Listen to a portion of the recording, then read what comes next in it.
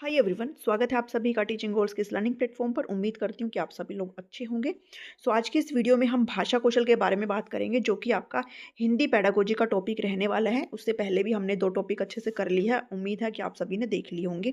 मर्ज करके करवाया है, लेकिन लैंग्वेज स्किल जो कि इंग्लिश में है और हिंदी में है, इसको भाषा कौशल बोला जाता है। इंपॉर्टेंट है, इसलिए आपको सेपरेट करा रही हूँ और आपको ये पीडीएफ भी सेपरेट ही अपलोड करी जाएगी। जिन्होंने भी नोट्स लिए हैं वो आप अपने सेक्शन में ऐड कर देंगे और विद इन 4 एंड 5 डेज़ में आपको ये पेडागोजी वाला पूरा पोर्शन जो है वो कंप्लीट कर दूँगी। ठीक है? तो भाषा कौशल आज का आपका टॉपिक रहने वाला है। मनुष्य समाज में अब देखो इसका मतलब क्या होता है भाषा कौशल का। हम यहाँ पर किन लैंग्वेज की बात कर रहे हैं? हम यहाँ पर आपके भाई एचटेट में सिर्फ 2 ही लैंग्वेज है। वैसे तो अगर सीटेट की बात करें तो बहुत सारी भाषाएँ हैं, 20 भाषाओं में पेपर होता है। बट एचटेट की बात हो रही है तो इसमें सिर्फ आपको इंग्लिश और हिंदी की भाषा को पढ़ना है। तो भाषा कौशल मतलब जब आप अच्छे से भाषा में दक्ष हो जाएँ, तो इसके लिए कौशलों की ज़रूरत पड़ती है। और ये जो कौशल है वो 4 होते हैं, जो कि हम इंग्लिश में पढ़ के यहाँ आए हैं, जो कि आपका LSRW है। क्रम आपका सेम ही रहता है, ऑर्डर आपका सेम ही रहता है। ठीक है? यहाँ पर हिंदी में आप इसको कैसे बोले जाएँगे? एल का मतलब होता है सुनना, जिसको आप सू के नाम से याद कर सकते हो। स्पीकिंग मतलब बोलना, रीडिंग मतलब पढ़ना और राइटिंग मतलब लिखना। तो आप इसको हिंदी में कैसे याद कर सकते हो? हिंदी में आप याद कर लो सूबो पैली के नाम से। ठीक है? सूबो पैली के नाम से आप हिंदी में याद कर लो और LSRW के नाम से इंग्लिश में याद कर लेना। ठीक है? अब भाषा कौशल के लिए भाई लैंग्वेज सबसे पहले होती किस लिए है? ऑब्वियस सी बात है, हम एक दूसरे से बातचीत कर पाएँ, संप्रेषण का माध्यम होता है ये। हम अपने विचारों को अभिव्यक्त कर पाते हैं। ठीक है? सुनकर, पढ़कर उनके विचारों को ग्रहण कर पाते हैं और ये सारी जो चीज़ें हैं, आपका जो संप्रेषण है, आपकी जो कम्युनिकेशन है, वो सभी किस पर डिपेंड करती हैं? आपके भाषा कौशलों पर डिपेंड करती है। अगर आपके ये कौशल अच्छे से डेवलप नहीं है, तो आप कहीं न कहीं इफ़ेक्टिव कम्युनिकेशन नहीं कर पाते हो। या तो आप सामने वाले की बात नहीं समझ पाओगे या फिर आप अपनी बात नहीं बता पाओगे। तो भाषा में दक्ष होना किसी भी इंडिविजुअल के लिए बहुत ज़रूरी होता है। ठीक है? तो पूरा टॉपिक आपका यही रहने वाला है। अब भाषा से संबंधित इन चारों क्रियाएँ कौन-सा? आपका सु, बो, पैली। ठीक है? इनकी बात करी जा रही है। इनके प्रयोग करने की क्षमता को ही भाषा कौशल कहा जाता है। ये आज मैं वीडियो आपको ऐसे इसलिए प्रोवाइड कर रही हूँ कि मेरा लैपटॉप में खराबी आ गई है, वरना मैं उसी से ही रिकॉर्ड करती और उम्मीद करती हूँ कि आपको इससे कोई दिक्कत होगी नहीं वैसे। ठीक है? पूरी अच्छे तरीके से समझाने का प्रयास करूँगी। इनका विकास एवं इनमें दक्षता प्राप्त करना ही भाषा शिक्षण का उद्देश्य है। यानी कि आप किसमें दक्ष होने चाहिए हैं? आपके डेवलपमेंट जो है इन सभी की LSRW यानी कि सु, बो, पैली, इनमें अगर बच्चा पूरी तरीके से दक्ष है, मतलब भाषा शिक्षण का जो उद्देश्य है उसका वो पूरा हो गया है। और ये भाषा कौशल जो है एक-दूसरे से अंतः संबंधित होते हैं। बहुत बार आपसे ना ये क्वेश्चन पूछा जाता है। जितनी भी मैंने आपको ये लाइन लिखी है ना, आपको हो सकता है बहुत ईज़ी लग रही हो, लेकिन इन्हीं लाइनों से ही आपके क्वेश्चंस जो है बन जाएँगे और पूछे भी जाते हैं। सीटेट में तो बहुत बार पूछे गए हैं कि ये जितने भी कौशल होते हैं ना, वो क कैसे होते हैं भई, आपस में रिलेट करते हैं, आपस में अंतः संबंधित होते हैं, ठीक है? को-रिलेटेड होते हैं। किसी न किसी रूप में एक-दूसरे पर क्या करते हैं, निर्भर करते हैं। कैसे करते हैं? मान लो अगर किसी का लिसनिंग स्किल जो है डेवलप नहीं हो पाया, तो फिर वो स्पीकिंग नहीं कर पाएगा। अगर किसी का रीडिंग नहीं हो पाया, तो वो राइटिंग नहीं कर पाएगा। है ना? अगर आप सुन नहीं पाएँगे अच्छे से तो आप बोल नहीं पाएँगे, आप पढ़ नहीं पाएँगे अच्छे तो आप लिख नहीं पाएँगे। तो ये जितने भी कौशल है वो सारे क्या करते हैं, एक-दूसरे से अंतः संबंधित होते हैं। और व्यक्ति के सर्वांगीण विकास में भाषा कौशल की महत्वपूर्ण भूमिका होती है। सर्वांगीण विकास मतलब होलिस्टिक डेवलपमेंट की बात करी जा रही है। मैं थोड़ा इंग्लिश में भी लेके चलूँगी ताकि आप समझ जाओ, है ना? क्योंकि बहुत सारे जैसे मेरे जैसे जो और भी हैं जिनको इंग्लिश मीडियम है जिनका, तो उनको हिंदी में दिक्कत होती है। तो आपको मैं थोड़ा रिलेट करते हुए बता दूँगी। बाकी आपको सारे शब्दों को अच्छे से समझना है, बिकॉज़ हिंदी का हिंदी में ही पूछा जाएगा और इंग्लिश का इंग्लिश में ही पूछा जाएगा। ठीक है? तो भाषा के व्यक्ति के सर्वांगीण विकास में यानी कि होलिस्टिक डेवलपमेंट में भाषा कौशल ज़रूरी होता है। और एक क्वेश्चन जो बार-बार पूछा जाता है कि ये आपका कौन-सा पक्ष होता है भाषा? ये जो है कौशल जो है भाषा का व्यावहारिक पक्ष होता है, यानी कि बिहेवियरल पक्ष होता है। ठीक है? बिहेवियर आप व्यवहार में लाते हो सारी चीज़ों को, तो ये भी ध्यान में रख लेना, बहुत इम्पोर्टेंट पॉइंट है ये। एक चीज़ और कि भाषा जो है यानी कि जो भाषा कौशल हैं, वो आपको विरासत में नहीं मिलते, बल्कि आप इनको अर्जित करते हो। आप भई कोई भी बच्चा पैदा होता है, तो वो मुँह में ज़ुबान लेके पैदा नहीं होता, वो भाषा को लेके पैदा नहीं होता, वो अपने सराउंडिंग से सीखता है। अपने घर परिवार की भाषा पहले सीखता है, बाद में फिर वो अपनी लर्निंग करता है। तो भाषा कौशल हमेशा क्या विरासत में नहीं मिलते, बल्कि आप इसको एक्वायर करते हो, आप इसको अर्जित करते हो, ठीक है? और पहले के कौशल जो है, वो बाद के कौशल से अच्छे माने जाते हैं, ये भी पूछा जाता है। LSRW यानी कि सु, बो, पै और ली। तो इसमें जो पहले के कौशल है जैसे सुनना, बोलना, ये आपके ज़्यादा ज़रूरी होते हैं, ठीक है? यानी कि पहले के कौशल बाद के कौशल से कैसे कैसे माने जाते हैं? अच्छे माने जाते हैं और इन सभी कौशलों का जो विकास है वो धीरे-धीरे होता है और इनका जो ऑर्डर होता है, क्रम होता है वो सेम होता है, सु, बो, पहली। लेकिन अगर जनरल आपसे पूछा जाए कि इनका क्रम क्या रहेगा तो आप बताएँगे सु, बो, पहली ही रहेगा। लेकिन श्रीमती मारिया मोंटेसरी, अब यहाँ पर ये मेरे से मिस्टेक हुई है, रियली सॉरी फॉर दैट। ये भई मारिया मोंटेसरी है, ठीक है? मारिया मोंटेसरी, इंग्लिश में भी याद कर लेना, मारिया मोंटेसरी है। मारिया मोंटेसरी का नाम आपने अब पढ़ा हुआ है भाई, सीडीपी में भी आया इनका ज़िक्र और अभी भी आएगा इनका ज़िक्र। तो मारिया मोंटेसरी ने जो ये जो क्रम बताया ना, ये थोड़ा-सा चेंज बताया है। वैसे तो जनरल जो आपका होता है ऑर्डर इन कौशलों का वो LSRW होता है। लेकिन मारिया मोंटेसरी कहती है कि लिसनिंग, स्पीकिंग और पहले राइटिंग होगा, बाद में रीडिंग होगी। लास्ट के जो 2 कौशल है ना, उनका सीरीज़ इन्होंने बदल दिया है। तो हिंदी में भी आप कैसे करोगे? जनरल अगर बात करें तो सुबह पहली आ जाएगा, लेकिन मारिया मोंटेसरी के अकॉर्डिंग क्या आ जाएगा? सु, बो, लीप है, यानी कि पहले लिखना बाद में पढ़ना। मारिया मोंटेसरी कहती है कि बच्चा पहले लिखना सीखता है, बाद में बच्चा पढ़ना सीखता है। अगर आपको मारिया मोंटेसरी दिया हो तो ही आप इस चीज़ को टिक करेंगे, अदरवाइज आप नॉर्मली LSRW के साथ ही जाएंगे, ठीक है? तो ये हो गई बेसिक सी बात इनके बारे में। 4 भागों में बाँटा गया हमारे कौशल, जो कि पहला है आपका श्रवण कौशल, जिसको हिंदी में लिसनिंग कहते हैं, ठीक है? लिसनिंग कहते हैं, ये हमारे कान से संबंधित होता है, हम सारी चीज़ों को सुनते हैं। दूसरा है वाचन कौशल, यानी कि आप ओरली बोलते हो, ठीक है? मौखिक अभिव्यक्ति होती है ये, कैसी अभिव्यक्ति होती है? मौखिक, आप खुद मतलब बोल करके अपनी बातों को रखते हो, ठीक है? बोलने का कौशल कहलाता है। थर्ड है पठन कौशल, यानी कि आप पढ़ कर के अर्थ ग्रहण करते हो, ये आपका रीडिंग स्किल है, ठीक है? रीडिंग स्किल है। और चौथा है आपका वो कौन सा है? राइटिंग स्किल है, ठीक है? ये तो ये चारों आप ध्यान में रखेंगे। ऑल्सो मैंने आपको ये भी बताया था कि इंग्लिश में जैसे मैंने आपको बताया था कि मेन प्राइमरी कौन से कौशल होते स्किल होती है ना? एक्सप्रेसिव स्किल कौन सी होती है, प्रोडक्टिव स्किल कौन सी होती है, ऐसे ही आपको इंग्लिश हिंदी में भी यहाँ पर मैंने अच्छे से बताया है, इनका वर्गीकरण करवाया है मैंने, तो आप इस चीज़ को ध्यान में रख लेना, ठीक है? इंग्लिश में वहाँ पे समझ नहीं आया तो यहाँ पे फिर से मैंने थोड़ा इंग्लिश में भी लिखा है इस चीज़ को। तो आपसे पूछा जाता है कि मुख्य कौशल कौन से हैं, प्रधान कौशल कौन से हैं, प्राथमिक कौशल कौन से हैं। तो अगर आपसे कुछ भी पूछ ले इनमें से, जिसको आप इंग्लिश में मेन और प्राइमरी स्किल बोलते हो, तो पहले के जो 2 कौशल है, यानी कि श्रवण और वाचन, जो कि आपका बोलने वाला है ये, ठीक है? ये दोनों कौशल आपके कौन से होते हैं भई? ये आपके मुख्य होते हैं, प्रधान होते हैं और प्राथमिक कौशल होते हैं। लास्ट के जो 2 कौशल हैं आपके, वो आपके गौण कौशल कहलाते हैं, द्वितीय कौशल कहलाते हैं, यानी कि सेकेंडरी स्किल जो है ये कहलाते हैं, ठीक है? इतना ध्यान में रखेंगे प्लीज़, क्योंकि ये पूछा जाता है।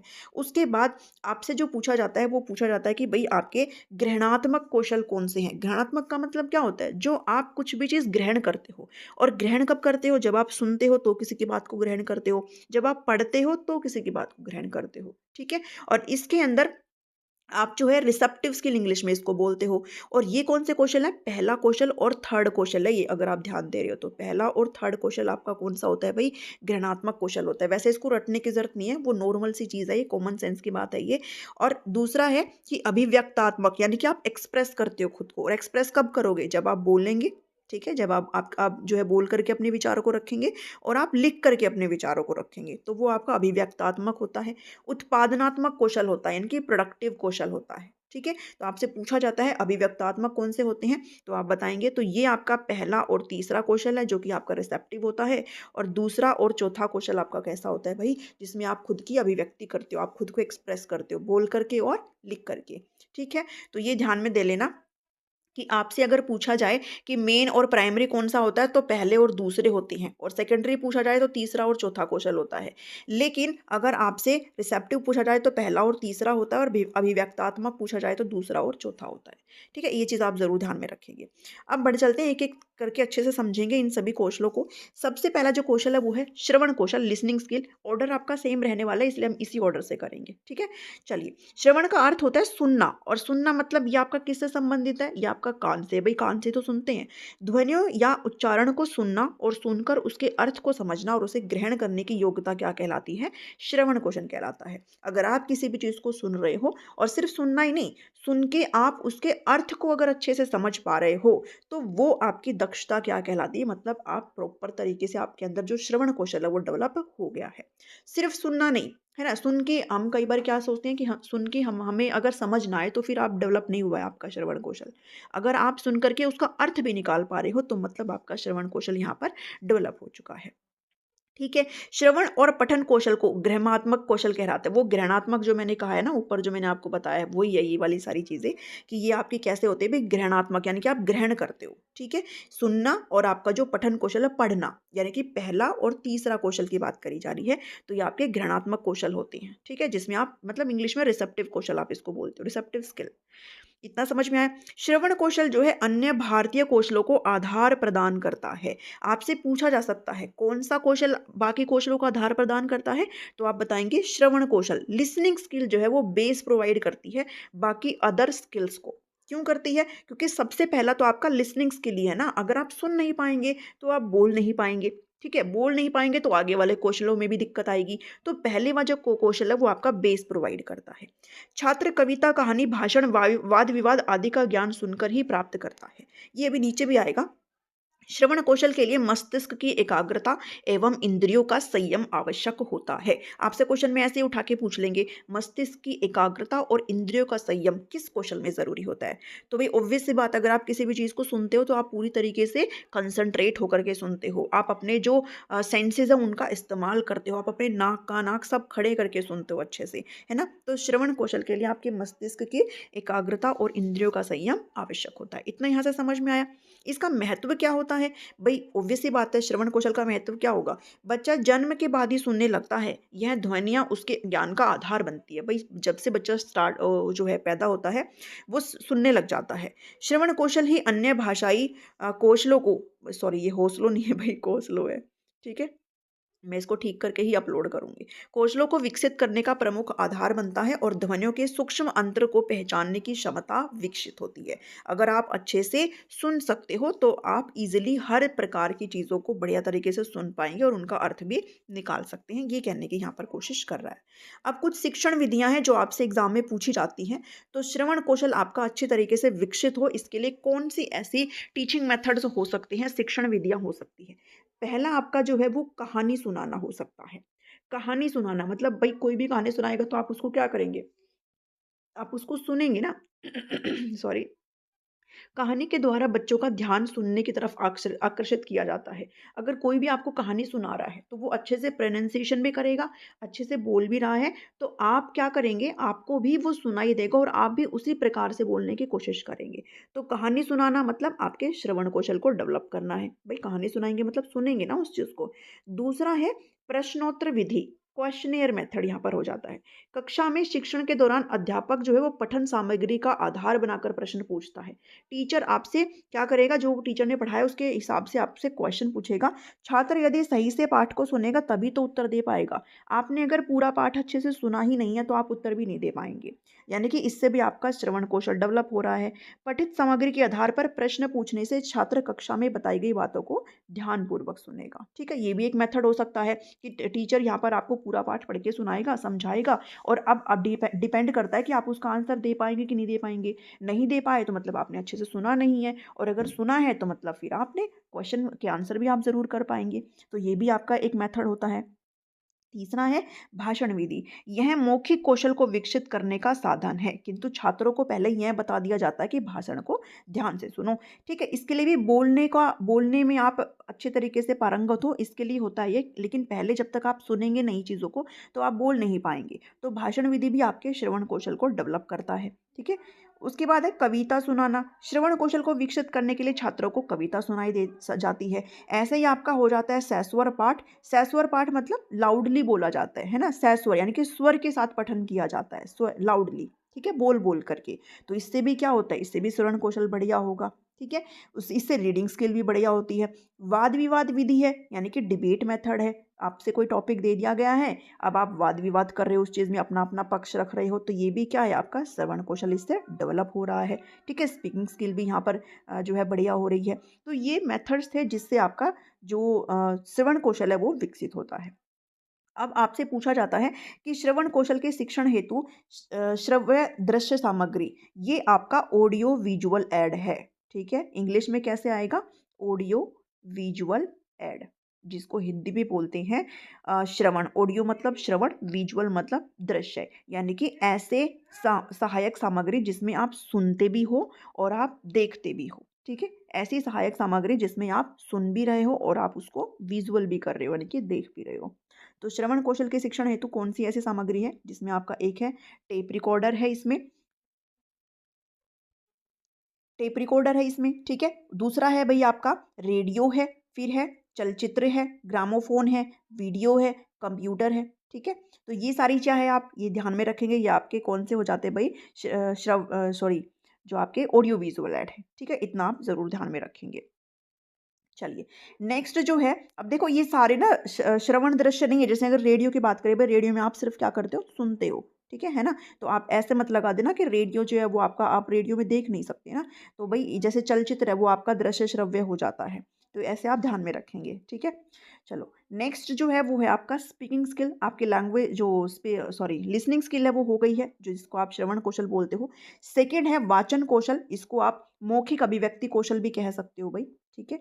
मौखिक अभिव्यक्ति यानी कि मुख से आप बोल करके खुद को क्या कर रहे हो, अभिव्यक्त कर रहे हो, ठीक है। मौखिक अभिव्यक्ति कौशल है ये, जो कि आपका वाचन कौशल कहलाता है। वाचन या बोलना भाषा का वह रूप है जिसका सबसे अधिक प्रयोग होता है, ठीक है। भाई सबसे ज़्यादा तो आप बोलते ही है ना, सबसे ज़्यादा तो हम बोलते हैं, इसका सबसे अधिक प्रयोग होता है।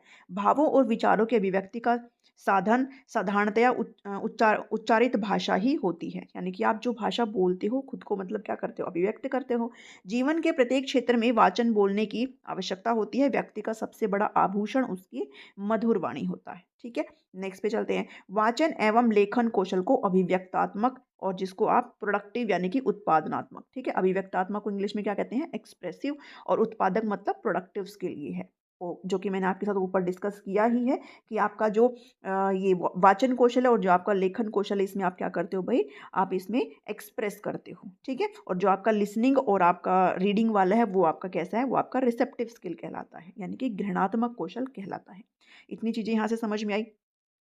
अब इसके महत्व क्या होते हैं? महत्व होते हैं भाई विचारों के आदान-प्रदान के लिए। हम बोलते हैं किसके लिए? हम अपनी बात दूसरों के सामने प्रकट कर रहे हैं, ठीक है? विचारों के आदान-प्रदान के लिए, सरल, स्पष्ट एवं सहज बातचीत के लिए, मौखिक भाषा के प्रयोग में कुशल व्यक्ति अपनी वाणी से जादू यहाँ पर बखेर सकता है। यानी कि आपका भाई डिपेंड करता है ना, आपकी वाणी कैसी है। किसी की कर्कश वाणी है जिसमें बोलने में कोई स्वाद ही नहीं है, किसी की वाणी इतनी बढ़िया ज़बरदस्त है। तो मौखिक भाषा के प्रयोग में कुशल व्यक्ति की डिपेंड करते हैं उसकी वाणी कैसी है। सामाजिक जीवन में सामंजस्य तथा सामाजिक संबंधों के मुद्रण बनाने में वाचन कौशल की प्रमुख भूमिका होती है। ये नॉर्मल सी बात है कि आप अपने सोशल रिलेशंस जो है वो अच्छे से बना सकते हो अगर आपकी वाणी अच्छी है तो नॉर्मल अगर भाषा में बात करें तो अपने विचारों के आदान प्रदान के लिए वाचन कौशल का महत्व होता है। उद्देश्य क्या होते हैं, वाचन कौशल के क्या-क्या उद्देश्य हैं, क्या-क्या ऑब्जेक्टिव होते हैं? तो इसका ऑब्जेक्टिव होता है कि बालकों का उच्चारण शुद्ध होना चाहिए। ऐसा नहीं है कि आप कुछ भी बोल रहे हो, आपका उच्चारण शुद्ध होना चाहिए और जो आप बोलना चाह रहे हो सामने वाला आपको उसी अकॉर्डिंगली। कक्षा में छात्रों को उचित स्वर, उचित गति के साथ बोलना सिखाना, यानी कि बच्चों को अच्छी तरीके से बताना कि आपको भी ऐसे ब्रेक भी तो होता है ना बोलने में, ऐसा नहीं है कि आपने बस एक घसीट काट दी है ना? ब्रेक भी होता है, तो आप उचित स्वर, उचित गति के साथ बच्चों को बोलना सिखाएँ, ये उद्देश्य होता है। छात्रों को सही व्याकरण वाली भाषा का प्रयोग करना सिखाइए। बहुत सारे व्याकरण के रूल्स होते हैं, नियम्स होते हैं, तो नियम्स नहीं होता, वो नियम होते हैं, ठीक है? तो वो सारी चीज़ें आप सिखाएँ। बोलने में विराम चिन्हों का ध्यान रखना चाहिए, है ना? हम लोगों ने हिंदी में डिस्कस किया है जब हमने ग्रामर करी थी कि भई कहाँ पर आपको कम रुकना होता है, कहाँ पर आपको ज़्यादा रुकना होता है, तो वो सारी चीज़ें यहाँ पर मैटर करती है। तो बोलने में विराम चिन्हों का ध्यान रखना चाहिए। छात्रों को धारा प्रवाह प्रभावपूर्ण वाणी में बोलना सिखाना और अवसर अनुकूल भाषा का प्रयोग करना सिखाना। तो ये क्या है? ये वाचन कौशल के उद्देश्य होते हैं। वाचन कौशल विकसित करने की शिक्षण विधियाँ देख लो। अब पहले हमने जो श्रवण कौशल है उसकी शिक्षण विधियाँ देखी थी। अब हम वाचन कौशल की यानी कि जो मौखिक अभिव्यक्ति है उसको विकसित करने के कौन-कौन से टीचिंग मेथड्स होते हैं, वो ध्यान में रखेंगे। नेक्स्ट जो है वो है वाचन कौशल विकसित करने की शिक्षण विधियाँ, यानी कि आप जो है लिसनिंग के बाद जो स्पीकिंग स्किल आती है उसमें आप कैसे डेवलप करेंगे बच्चे की, कौन-कौन से टीचिंग मेथड्स आप इसमें इस्तेमाल कर सकते हो। सबसे पहला है वार्तालाप। शिक्षक को चाहिए कि वह प्रत्येक छात्र को वार्तालाप में भाग लेने के लिए प्रेरित करे। वार्तालाप का विषय छात्रों के मानसिक बौद्धिक स्तर के अनुसार ही होना चाहिए है कि आप किस विषय में जो है आप चर्चा करने वाले हैं वो आप बच्चों के मेंटालिटी के अकॉर्डिंग होना चाहिए, बच्चे का जो इंटेलेक्चुअल लेवल है उसके अकॉर्डिंग होना चाहिए और टीचर को ये चाहिए कि बच्चा हर चीज़ में क्या कर सके, पार्टिसिपेट करे, बिकॉज़ जब तक वो पार्टिसिपेट नहीं करेगा वो वहाँ पर बोलने बोलने का जो स्किल है उसका डेवलप नहीं होगा। नेक्स्ट है सस्वर वाचन। पहले शिक्षक को पाठ पढ़ाना चाहिए, बाद में छात्रों से सस्वर वाचन यानी कि बोल बोल कर पढ़ाना जो है वो कराना चाहिए। इससे भी बच्चे की स्पीकिंग स्किल यहाँ पर डेवलप होती है। फिर है प्रश्नोत्तर। शिक्षक को चाहिए कि वह छात्रों से पढ़ाए गए विषय के संबंध में प्रश्न उत्तर करे। इससे बच्चे का लिसनिंग स्किल तो हो ही रहा था, साथ साथ उसका स्पीकिंग स्किल भी अच्छा होता है। कहानी व कविता सुनाना। शिक्षक को छात्रों को वाचन कौशल के अंतर्गत कहानी एवं कविता सुनानी चाहिए। और चित्र वर्णन। छोटी कक्षा के बच्चे चित्र देखने में रुचि देते हैं। चित्र दिखाकर उसके बारे में छात्रों से पूछा जा सकता है, यानी कि आप कोई भी पिक्चर उनको दिखा सकते हो, उसके बाद पूछ सकते हो बताओ इस पिक्चर में आप पिक्चर को देखने के बाद आप क्या समझते हो। तो जो उनका इंटरेस्ट होगा, जैसे उनके इंटेलेक्चुअल लेवल होगा, वो उसके अकॉर्डिंग उस चीज़ को डिस्क्राइब करेंगे। तो इससे भी क्या हो रहा है, उसका उनका उनका यहाँ पर बौद्धिक विकास तो हो ही रहा है, साथ साथ उनका स्पीकिंग स्किल भी डेवलप हो रहा है। ठीक है, तो ये थे आपके। नेक्स्ट जो है वो है वाद विवाद है। इससे आपका लिसनिंग स्किल भी हो रहा था, यानी कि डिबेट वाली चीज़ें। फिर है नाटक का प्रयोग। नाटक कोई भी होता है तो उसमें भाई ऑब्वियस बात है, उसमें हर चीज़ का जो है कहीं ना कहीं हर कैरेक्टर को अपनी अपनी लाइन बोलनी होती है ना नाटक में, तो वहाँ से भी आपका स्पीकिंग स्किल बढ़िया होता है। भाषण हो गया, और उसके बाद समूह विचार विमर्श, वर्णमाला विधि और अक्षर विधि। तो ये सब सारी चीज़ें किस में आती है, आपके कहीं ना कहीं स्पीकिंग का जो स्किल है, जो आपका वाचन कौशल है, मौखिक अभिव्यक्ति जो कौशल है, उसको डेवलप करने के काम आती है। ठीक है, प्रकार देखेंगे अब वाचन कौशल के प्रकार कितने होते हैं, बहुत ही इंपॉर्टेंट है ये। एक है आपका सस्वर वाचन और एक होता है आपका मौन वाचन। सस्वर वाचन तो सबको पता ही, मतलब जब आप बोल बोल के कहीं ना कहीं बोलते हो, मतलब जोर जोर से बोलते हो। और मौन वाचन मतलब जब आप मन ही मन में बोलते हो, तो वो आपका मौन वाचन कहलाता है। इनके भी टाइप्स होते हैं। सस्वर वाचन, जब वाचन करते समय मुख से ध्वनि बाहर निकलती है तथा पास बैठा अन्य व्यक्ति भी उसे सुन सकता है, तो यह सस्वर वाचन कहलाता है, यानी कि आप जोर जोर से बोलते हो। प्रारंभ में सस्वर वाचन ही होता है जो मौन वाचन का आधार होता है। भाई सबसे पहले कोई भी बच्चा वो तेज तेज बोल करके ही पढ़ता है, बाद में वो धीरे धीरे क्या करता है, धीरे धीरे बोलना स्टार्ट कर, मतलब मन ही मन में बोलना स्टार्ट कर जाता है। सस्वर वाचन भी जो आपके हैं वो दो प्रकार के होते हैं। ठीक है, जिसमें आपका एक है आदर्श सस्वर वाचन है। जब एक शिक्षक किसी विषय वस्तु को पहले स्वयं सस्वर वाचन करते हुए बालकों को सुनाता है, तो वह आदर्श, यानी कि टीचर जब खुद से पढ़ के सुनाता है तो वो बच्चों के लिए क्या बन जाता है, बच्चों के लिए आदर्श होता है कि हमें ऐसे ही बोलना है। और ये केवल शिक्षक के द्वारा किया जाता है। उसके बाद टीचर ने बोल लिया, अब बोलेंगे बच्चे, अब बच्चों की बारी है। तो जब बच्चे बोलते हैं तो वो अनुकरण सस्वर वाचन कहलाता है, यानी कि अब बच्चे जोर जोर से बोल करके क्या करते हैं, जो टीचर ने बोला उसको रिपीट करते हैं। तो ये अनुकरण सस्वर वाचन है। ठीक है, ध्यान रखेंगे, आपको पढ़ने पे ऐसा लग सकता है कि ये तो बहुत ईजी है, लेकिन कई बार हमें ये कंफ्यूज कर देते हैं।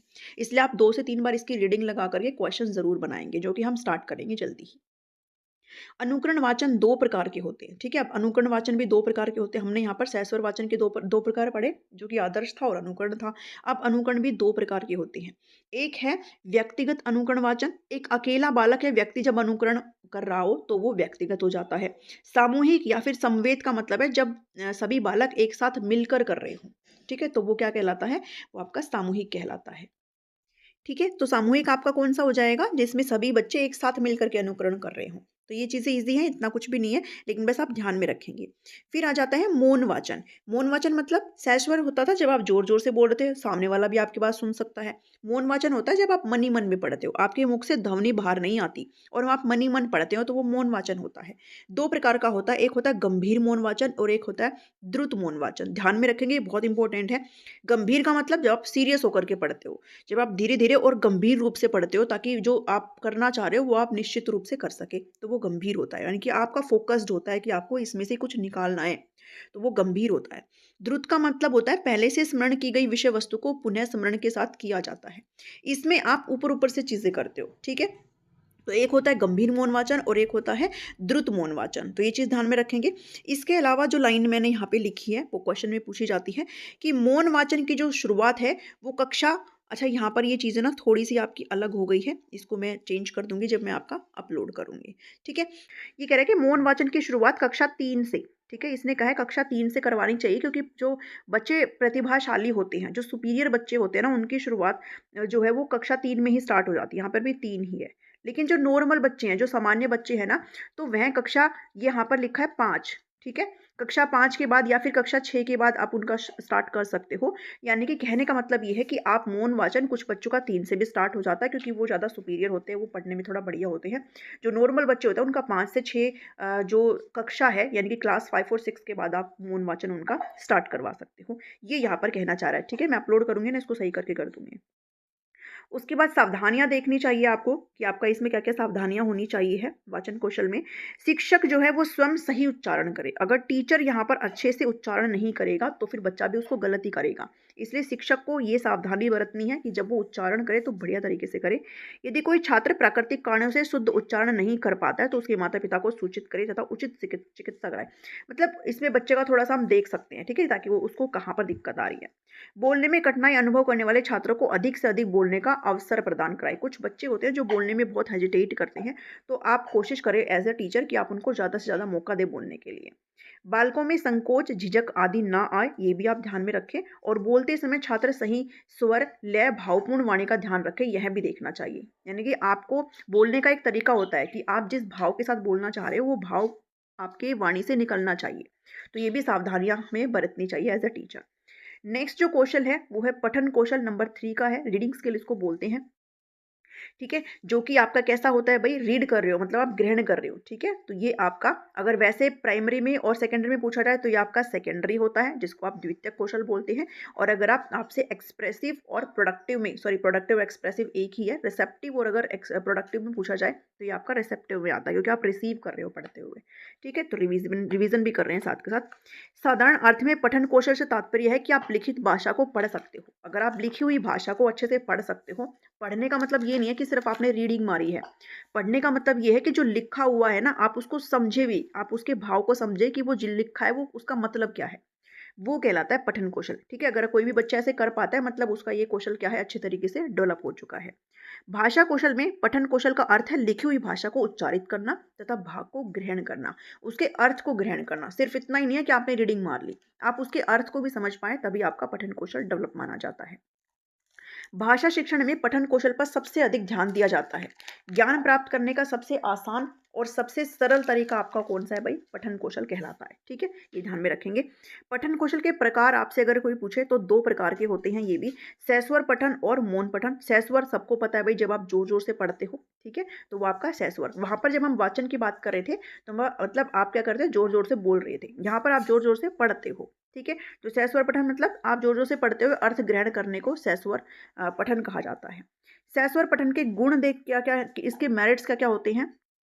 सहस्वर पठन करते समय शुद्धता एवं स्पष्टता का ध्यान रखना चाहिए। ठीक है? आप अच्छी तरीके से पढ़ पा रहे हो, आप स्पष्ट हो सारी चीज़ों में। पठन जो है वो भावानुकूल होना चाहिए है। यानी कि आप मतलब आप जिस पर्टिकुलर चीज़ को पढ़ रहे हो वो कहना क्या चाहता है, आप उसके अकॉर्डिंग इमोशन को समझिए आप उस चीज़ को। ठीक है? विराम चिन्हों का ध्यान रहना चाहिए और सहस्वर पठन में आत्मविश्वास होना ज़रूरी होता है। सहस्वर पठन को भी 2 भागों में बाँटा गया है। एक है आपका व्यक्तिगत पठन, ये पठान नहीं है, पठन है, मैं इसको ठीक करके दूँगी आपको। इंडिविजुअल रीडिंग जिसको बोलते हैं। सहस्वर पठन को 2 भागों में बाँटा गया है, जो कि आपका है, एक है व्यक्तिगत पठन जिसको इंडिविजुअल रीडिंग बोलते हैं और एक है सामूहिक जिसको आप ग्रुप बोलते हो। ठीक है? इंडिविजुअल मतलब जब कोई एक बच्चा पढ़ रहा हो और ग्रुप में जब आप चीज़ें पढ़ रहे हो तो आपका सामूहिक पठन कहलाता है। फिर उसके बाद बात करते हैं मौन पठन की, यानी कि आप लिखित सामग्री को चुपचाप बिना आवाज़ निकाले मन ही मन में पढ़ रहे हो तो आपका मौन पठन कहलाता है। अब इसके क्या-क्या महत्व होते हैं, क्या-क्या इसके मेरिट्स होते हैं, क्या-क्या इसके गुण होते हैं? ये है कि थकान कम होती है तथा मन, नेत्र एवं मस्तिष्क से सक्रिय रहते हैं। भई जब आप मन ही मन में पढ़ते हो ना, तो आप ज़्यादा फ़ोकस्ड होकर के पढ़ते हो, ठीक है? और आप जल्दी-जल्दी, आपकी स्पीड रीडिंग होती है इससे, जब आप मन ही मन में पढ़ते हो और आप पूरी तरीके से क्या कह रहे रहते हैं, सक्रिय रहते हैं। मौन पठन में आप फ़ोकस्ड रहते हो, एकाग्रता और ध्यान केंद्रित करके जो है आपको पढ़ना होता है। कक्षा में अनुशासन बनाए रखने में सहायक है और स्वाध्याय स्वाध्याय मतलब स्वयं से पढ़ने की रुचि जो है यहाँ पर जागृत होती है। चिंतन कर पाते हो और गहन अध्ययन करने में भी ये सहायक होता है मौन पठन। ठीक है? तो आपका जो सहस्वर पठन है उससे ज़्यादा बढ़िया माना जाता है मौन पठन, जो कि आपको पता ही है, इस वक्त हम सबको पता है ये चीज़।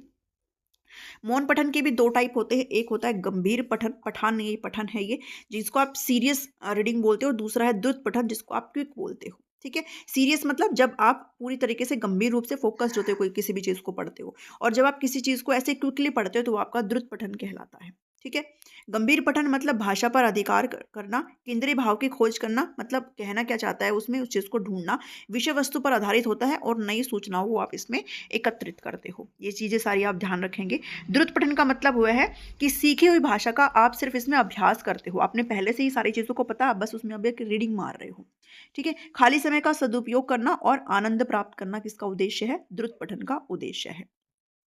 पठन कौशलों का महत्व क्या होता है? पठन कौशल का महत्व होता है शिक्षार्थियों के सर्वांगीण विकास में सहायक है और छात्र शुद्ध उच्चारण यहाँ पर सीख जाते हैं। अगर आप अच्छे से पढ़ पाते हो मतलब आप शुद्ध उच्चारण यहाँ पर सीख पा रहे हैं, आप अच्छे से बोल पा रहे हैं। शब्द भंडार में वृद्धि करने में सहायक होता है। ये बहुत बार पूछा जाता है। ये line most most most important है। इस लाइन को बहुत ही बढ़िया तरीके से ध्यान में रखना। ठीक है।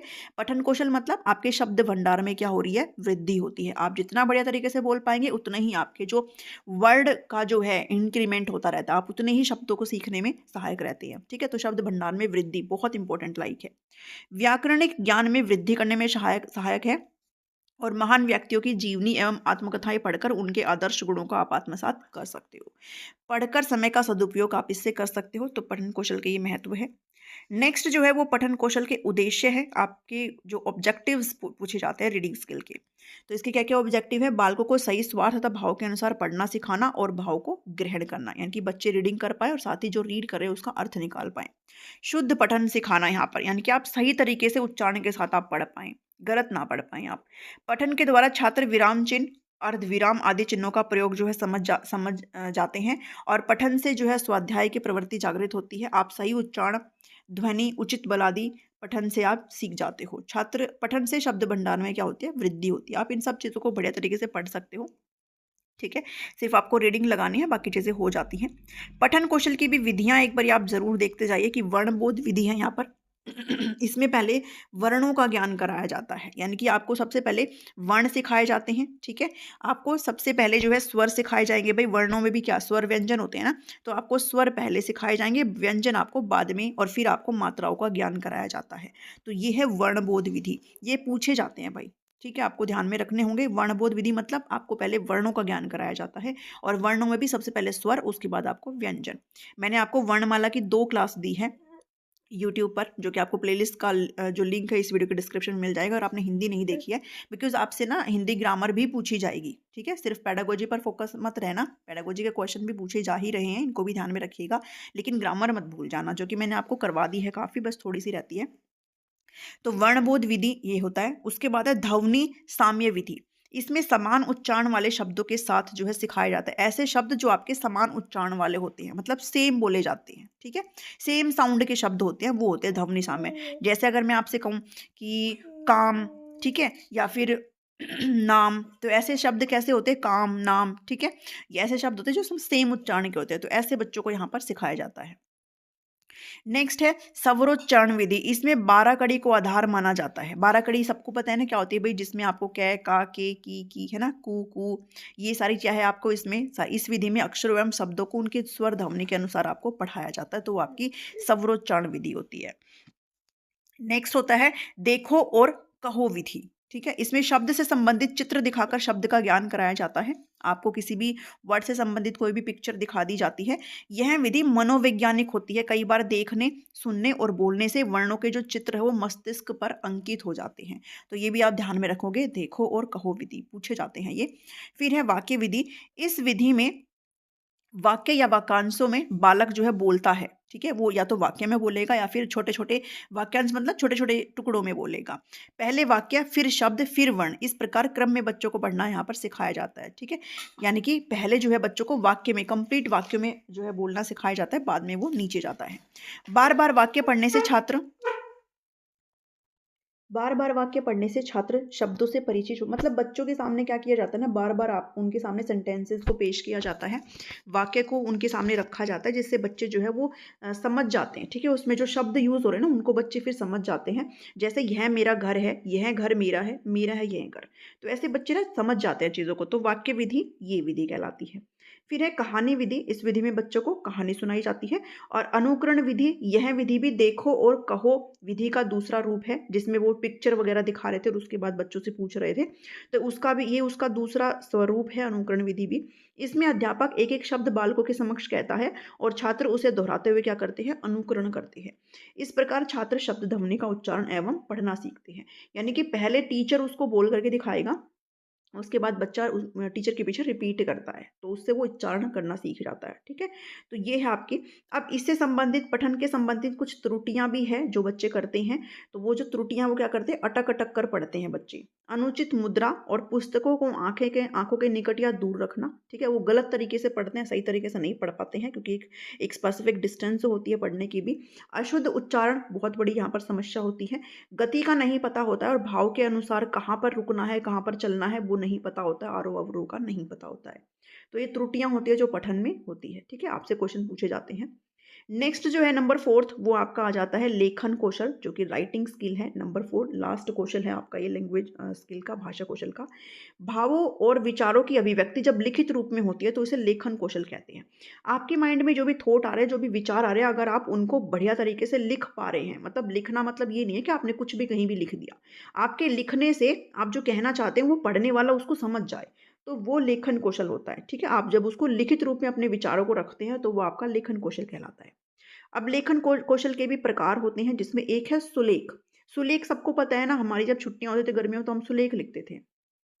सुंदर लेख को सुलेख कहते हैं। अब टीचर तो क्या कहते थे कि ये हमारी राइटिंग बढ़िया हो जाए, इसलिए हमें 30-30 पेज, छुट्टी में अगर 30 दिन होते हैं तो 30-30 पेज हमें सुलेख लिखने को कहा जाता था, हिंदी में भी इंग्लिश में भी, है ना। लेकिन वो अलग बात है कि हम उनको करते ही कुछ और थे। तो सुंदर लेख को सुलेख कहते हैं। और सुलेख का जो लेखन कौशल है वो शिक्षण में इसका विशेष स्थान है। भाई सुंदर राइटिंग बहुत ही जरूरी मैटर करती है यहाँ पर। नेक्स्ट है अनुलेख। अनुलेख होता है किसी आदर्श लिखाई का हूबहू अनुकरण करना। यानी कि कोई भी आपके सामने लिखा हुआ है उसको आप as it is copy paste कर रहे हो, उसका हूबहू आप उसको लिख रहे हो, वो अनुलेख या फिर अनुलिपि कहलाता है। इसमें छात्र शिक्षक के आदर्श लेख का हूबहू अनुकरण करते हैं। शिक्षक तख्ती या कॉपी पर वर्ण, या कॉपी नहीं कॉपी है, तख्ती या कॉपी पर वर्ण या शब्द लिख देता है और बच्चा ठीक वैसे ही लिखने का अभ्यास करते हैं, तो वो क्या होता है, वो अनुलेख कहलाता है। ठीक है, टीचर बोर्ड पर लिख के दिखा देगा कि आप ऐसे बनाओ, तो बच्चा ऐसे ही बनाने की कोशिश करता है। फिर है श्रुतलेख। श्रुतलेख मतलब लिखना, लेकिन कैसे, सुन करके लिखना। श्रुतलेख में छात्र सुनी हुई ध्वनियों को लेखनीबद्ध करते हैं। आप जो सुन रहे हो उसको आप लिखित रूप में प्रकट कर रहे हो। श्रुतलेख में सुंदर लेख का इतना महत्व नहीं है जितना भाषा की शुद्धता का। यानी कि इसमें क्या होना चाहिए भाई, भाषा की शुद्धता मैटर करती है। ठीक है, सुंदर लेख नहीं देखा जाएगा, लेकिन आप लिख कैसे रहे हो वो यहाँ पर मैटर करता है। एक तो आप गलत लिखो, है ना, तो यहाँ पर ये मैटर करता है कि आप किस प्रकार से लिख रहे हो, तो आपकी भाषा की शुद्धता मैटर करती है। श्रुतलेख का उद्देश्य छात्रों की श्रवणेंद्रियों को पूर्ण शिक्षित करना भी है, और ताकि मैं भाषा के शुद्ध रूप को सावधानी से सुन सके। यानी कि आप अच्छे से सुन भी पाएं, और अगर आप अच्छे से सुन पाएंगे तो आप लिख भी पाएंगे। इसमें बच्चे के लिखावट में सुडौलता, स्पष्टता और गति लाना भी उद्देश्य रहता है, बच्चा बढ़िया तरीके से लिख पाए। ठीक है, बच्चे की लेखनी में स्पष्टता हो, उसमें वो एक फ्लुएंसी हो लिखने में, तो वो श्रुतलेख का मकसद होता है। लेखन कौशल के उद्देश्य होते हैं कि वर्णों को ठीक ठीक लिखना। ठीक है, यानी कि आप अच्छे तरीके से लिख पा रहे हो वर्णों को, सही आप प्रॉपर विराम वगैरह यूज कर पा रहे हो। सुंदर लेख का अभ्यास करना है, शुद्ध अक्षर विन्यास का ज्ञान कराना है, वाक्य रचना के नियमों से परिचित होना है, विचार को आप तार्किक क्रम में प्रस्तुत करें। ये जो लाइन है ना, बहुत इंपॉर्टेंट लाइन है। जैसे मैंने आपको ऊपर बताया था ना, सिमिलरली ये लाइन बहुत जरूरी है, तार्किक क्रम में प्रस्तुत करना।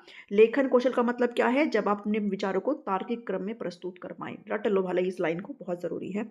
अनुभवों का लेखन करना, लिपि शब्द मुहावरों का ज्ञान होना, वाक्य रचना, शुद्ध वृत्तनी, विराम चिन्हों का प्रयोग सिखाना, और छात्रों को सृजनात्मक शक्ति और मौलिक रचना करने में निपुण बनाना। ये वाली लाइन और ये वाली लाइन मोस्ट इंपॉर्टेंट है। ठीक है, यानी कि छात्रों को लेखन कौशल का मकसद क्या होता है कि छात्रों की सृजनात्मक शक्ति बढ़िया हो और साथ ही मौलिक रचना करने में निपुण बनाना। ठीक है, तो ये बहुत ही जरूरी लाइन है, जरूर ध्यान में रखिए। लेखन कौशल की विधियां कौन सी होती हैं, सबसे पहले होता है जिसको आप खंडश लेखन विधि बोलते हो।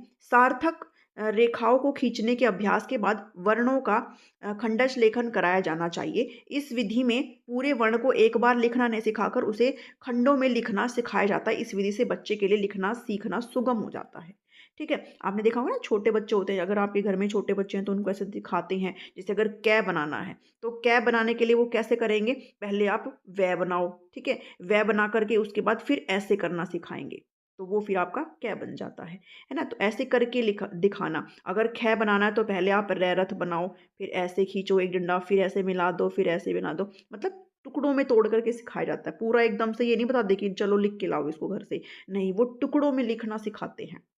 अगर आप घर में छोटे बच्चे नर्सरी में हैं, एलकेजी में, तो आपने उनकी पुस्तकों में भी देखा होगा, है ना, कई बारी वो क्या करते हैं, ऐसे डॉट डॉट डॉट दे देते हैं, फिर बच्चे क्या करते हैं उसमें ऐसे पेंसिल भी फेरते हैं, फिर ऐसे करवाते हैं, फिर ऐसे करवाते हैं नेक्स्ट स्टेप में, ठीक है। तो वो क्या है आपका, ये ऐसे लिखाना, ठीक है। तो वो आपकी कौन सी विधि कहलाती है, वो खंडश विधि कहलाती है।